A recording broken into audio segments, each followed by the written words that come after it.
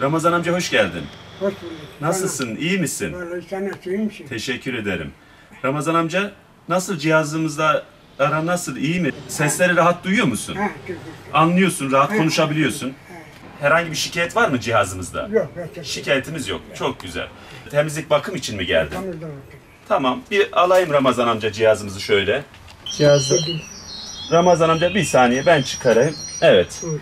Şimdi Ramazan amca gördüğün gibi biraz kalıbımız eskimiş.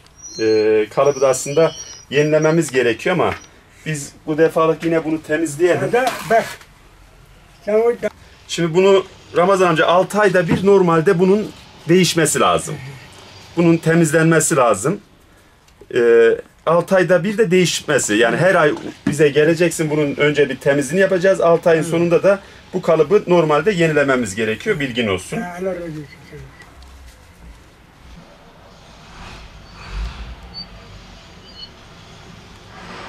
Gel yok mu? Amacakla git çıkartma.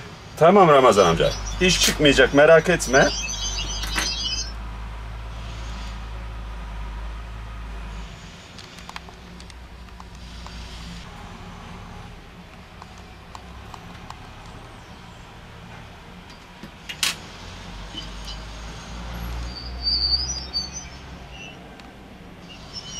Şöyle kulağa yerleştiriyoruz. Nasıl Ramazan amca şu anda? İyidir. Tamam Ramazan amca.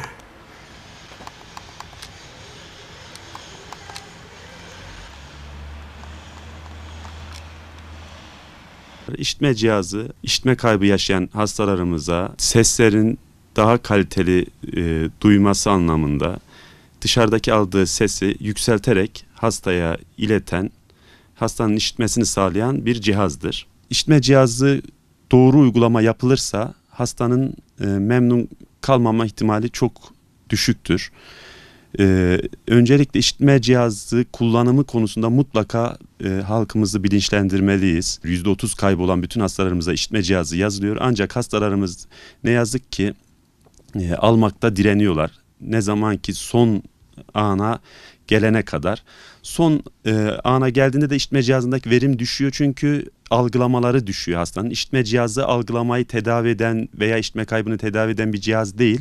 Sadece işitmeyi, dışarıdaki aldığı sesi yükselterek kulağa veren bir cihazdır. O yüzden algılamalarımızı kaybetmeden %35, %40 kaybımız başladığında mutlaka işitme cihazını bütün hastalarımıza öneriyoruz. Eğer kaybınız varsa mutlaka cihaz kullanın diyoruz.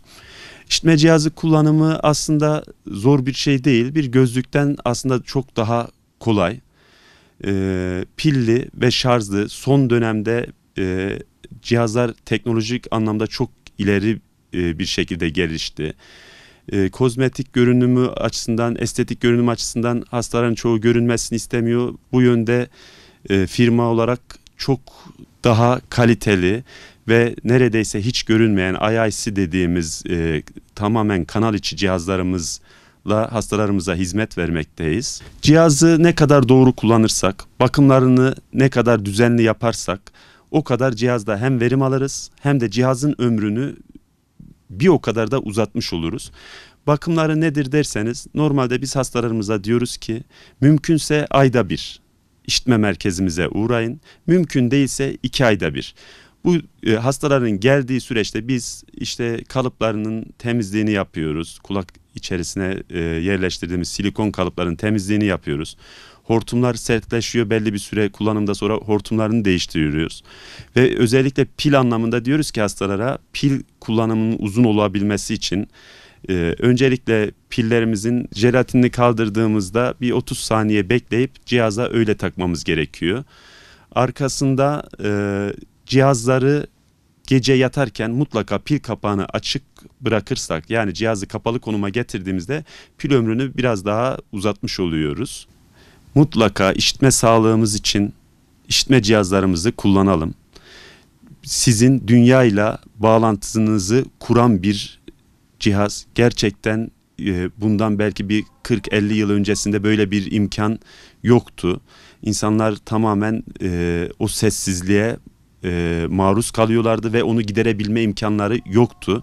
Ancak şimdi öyle güzel imkanlar var ki neredeyse gerçek kulak anlamında üretilen işitme cihazları var. Mutlaka ama mutlaka işitme kaybımız varsa işitme cihazı kullanılmak bir zorunluluktur. Yani hasta bunu kendisine bir sorumluluk edinmelidir. İşitme cihazlarının kullanımı size bir kolaylık sunar, hayat konforunuzu artırır, hayatta zevk alma duyunuzu güçlendirir.